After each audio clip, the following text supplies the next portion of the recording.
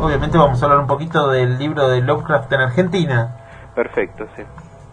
Ese libro lo que busca hacer es un recorrido por todas el proceso de la difusión de Lovecraft en nuestro país desde sus inicios, que es en el año 1939, hasta la actualidad, que es un proceso realmente muy rico porque han habido aproximadamente unos 110 libros de Lovecraft publicados en el país.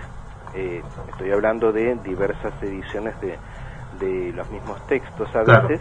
Y entonces lo que sería el puntapié inicial ocurre cuando una revista llamada Narraciones Terroríficas, que era una revista pulp de terror publicada en Argentina, empieza a difundir relatos de Lovecraft en ese año, es decir, solamente 2 años después de la muerte del autor.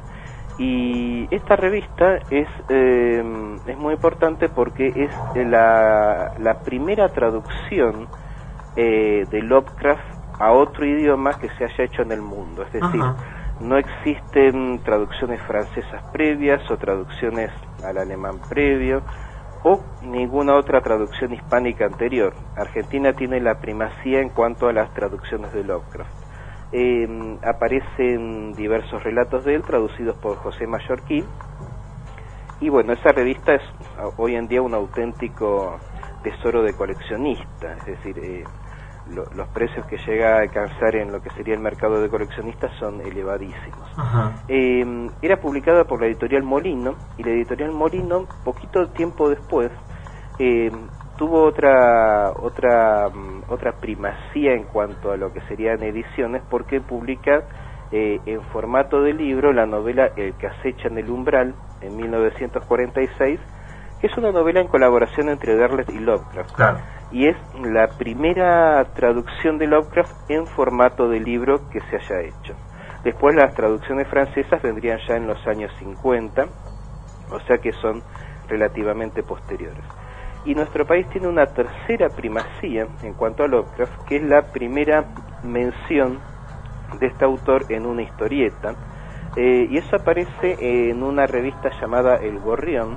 Sí, claro. Una revista que fue muy importante en el mundo de la historieta argentina, llegó a más de 2.000 ejemplares, lo cual no es poco decir.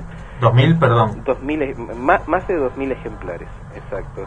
Creo que un total de 2.300 ejemplares. Ah, perdón, claro, también no, 2.000 números, no te entendí, tirada, digo, una tirada de... No, la tirada era muy superior, claro. Pero llegó a unos 2.000 números en total, y en 1945 un dibujante y guionista llamado José María Tallino, que después iba a trabajar mucho en la revista Paturucito, publica una historieta llamada El mundo atómico en el año 2000.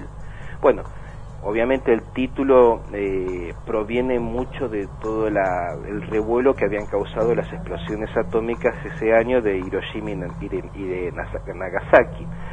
Pero un rasgo destacable es que aparece una parte en la que llegan a un planeta muy caótico, muy infernal, devastado por guerras atómicas, y ahí comentan, uno de los cuadritos comenta que se trata de un ámbito tan macabro como podría ser el Necronomicon de Lovecraft, ¿no? Y muestran como una especie de demonio tentacular allí, y bueno, es la primera aparición o la primera referencia a Lovecraft en una historieta. Qué increíble. Que y bueno, iban a venir muchas más, ¿no? Pero bueno, es la primera. También tu investigación abarca los escritores argentinos influenciados por Lovecraft y por los mitos de Tulu, ¿verdad? Exacto. Bueno, hay una gran cantidad de escritores argentinos de terror, aproximadamente una 50, que tienen huellas de lo que sería la cosmovisión, el estilo, las temáticas de Lovecraft. El primero fue Jorge Luis Borges, que bueno, todos recordaremos ese famoso cuento de Armor Things, que está dedicado a Lovecraft y que narra el descubrimiento de un monstruo en la Casa Colorada, situada en la provincia de Buenos Aires, y bueno, es como una especie de adaptación del estilo de Lovecraft, del estilo de Borges a las temáticas particulares del autor estadounidense. Y hay un caso anterior que sería el relato El extraño. El extraño, o The Outsider, es una de las ficciones más conocidas de Lovecraft, y Borges, en su cuento La casa de Asterión, buscó hacer una reelaboración, una escritura de este texto. Y los relatos coinciden prácticamente en su estructura general. Por ejemplo, se tratan de largos discursos en primera persona, donde el lector se va identificando con el protagonista, y luego al final se nos revela que el protagonista es una criatura monstruosa, el Minotauro, en el caso del cuento de Borges, y una especie de vampiro necrófago en el de Lovecraft. ¿Cómo llegó Borges tan tempranamente a la obra de Lovecraft? Porque La casa de Asterión es de 1949, apareció en el Aleph. Bueno, de Armor Things es muy posterior. A través de Mujica Lainez, de Manuel Mujica Lainez, que era un fanático de Lovecraft, y que había comprado una antología de sus textos, que había sido publicada en 1947, y bueno, debemos recordar que era un íntimo amigo de Borges y que debe haberle prestado este ejemplar. Muchos años después, en los años 60, Ediciones de la Flor publica un libro llamado El libro de los autores, donde aparecen Borges, David Viñas, Mujica Lainez y otros autores más, Rodolfo Walsh también. Y la particularidad de ese libro de los autores era que cada escritor argentino debía elegir su cuento favorito de un autor extranjero y hacerle un prologuito donde justificaba su elección. Bueno, ¿cuál es el texto que elige Manuel Mujica Lainez? Elige El llamado de Cthulhu, de Lovecraft, y ahí, bueno, comenta por qué le gusta tanto, qué es lo que le interesa de Lovecraft, y menciona también el hecho de que consiguió esta edición y que se la prestó a Borges en cierta ocasión.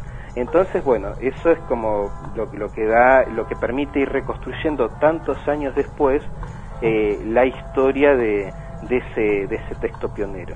Y a partir de Borges, que fue el primer autor inspirado en Lovecraft en la Argentina, bueno, hubo una gran cantidad de textos posteriores, de autores posteriores, que llegan hasta nuestros días. Por ejemplo, Norma Cabrera, García Fanlo, Eduardo Iñigo, muchos autores argentinos que cultivan la narrativa de terror y que muestran huellas del Solitario de Providence.